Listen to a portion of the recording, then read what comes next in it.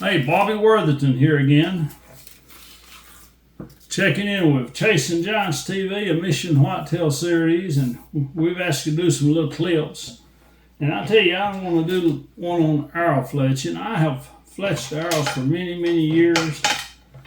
And I do it nowadays with turkey. I just think it's a neat thing to go out and kill a turkey with your bow and then fletch an arrow with the turkey wings and shoot a deer with it. And it's not really that difficult. You just take the feathers. If you use right wing helical, you take the feathers from the right wing, and the four longest ones work best, but you can use a few of the shorter ones. They're a little more softer, but they still work. But this is one from the long ones. And first thing I do, of course, I take my scissors before I put them in the bag and store them, and cut that short side off. And I cut them. A lot of times on them big long ones, you can get two feathers out of it. But I use about 5.5 inch feathers, so I can't always do that. But anyway, you want to cut them the length, about the same as your other feathers. Now, there's probably a lot better instructions out there on how to do this than I'm doing here. I'm doing the quick, simple way. I used to take these feathers and put them on a grinder and really grind these quills down, but not anymore. I just hit them with a little sandpaper. First thing I do is split it. You got to split the quill. I start on the little end. It seems to work better. I'll just take it out of the clamp where you can see it good. I start on the little end. Take a good sharp knife. You just split the quill. It's not really that difficult to do this. And with the price of real turkey feathers nowadays, I think it's very, very much worth the trouble. You just split this off of it. There's a V. There's the V in the middle of that feather, and you just run your knife right up it. It works good. I know a lot of people use plastic veins, but I have used turkey feathers for years, and I still do. I like to use traditional stuff when I can, and plus, I just tell you, they just control. Nothing works like real feathers as far as controlling your arrow, stabilizing it, and you use a big broad head, and the feathers stabilize it a lot better.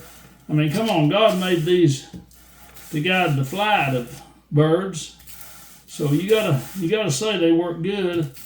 I mean, they get wet and they get a little tattered over the years, but it takes 2 or 3 years for them to get any tattered, drag them around the woods, and I don't hunt in the rain. Usually the rain's followed by low pressure and swirling winds. Of course, if you got a box blind and you're sitting over a food plot, I guess that works okay, but I don't have. I hunt out and lock on tree stands. But once I do this, sometimes that quill is quite a bit wider than the feather. And I'll just take a pair of scissors, trim a little of that off. It's not really necessary, but it adds a little weight to the back of your arrow, and it don't need to be on there. I'll get that trimmed off. I guess you heard that grandfather clock in the background. One night it stopped during the middle of the night, and it hit like 1 o'clock in the morning, and it didn't make no sound. And I said, "What was that?" I mean, we've had it for years. My wife said, "I don't know, but I heard something." Anyway, there might be a lesson there with whitetail deer too. They get used to certain things, and you might think that that's disturbing to them, and you want it to stop while you're deer hunting, when in reality they're used to it. And it might be something a little different if it does stop. But anyway, you just sand that a little bit, put some glue on it. Like I said, it ain't that difficult. If I can do it, then I just believe anybody can. I use 5-inch feathers. I trim these a little long, 5 1/4 maybe. And get a good fletching jig. I'm not sure how you pronounce the name of this one, so I'm not going to try. It's Blitzenberger, I think they call them. But anyway, I love it. It's all I've ever used. I've had this thing since the early 70s. And you just pop that feather on there. And then when you're done, I just take a pair of scissors and trim them. You kind of take it slow, kind of take a natural feather and lay it beside it and get you an idea. Get you a kind of idea there. You might take a magic marker and mark you a little line. And then I trim mine a little big and ease it down a little bit, but I don't make them as small as some people.